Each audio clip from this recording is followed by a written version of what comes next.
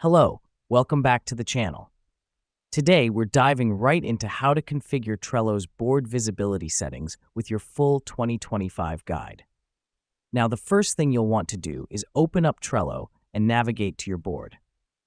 The reason we start here is because every board's visibility settings are configured individually.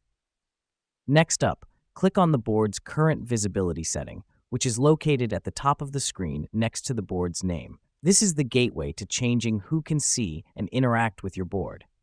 Once you've clicked on the current visibility setting, a drop-down menu will appear. Here, you'll see three options: private, team, and public. Let me explain why this matters. Private means only you and the people you invite can view and edit the board.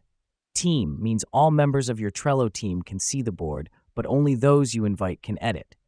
Public means anyone on the internet can see your board, but again, only those you invite can edit.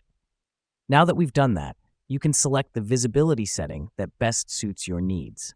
The reason we do this is to tailor the board's accessibility to your specific project or team requirements. Once you've selected your desired visibility setting, it will be automatically saved. This helps us because it makes the process quick and easy, so you can get back to managing your projects in no time. And that's it, folks. You've just configured your Trello board's visibility settings. Remember, it's important to review these settings regularly to ensure they're still meeting your needs. Thanks for tuning in, and until next time, happy organizing.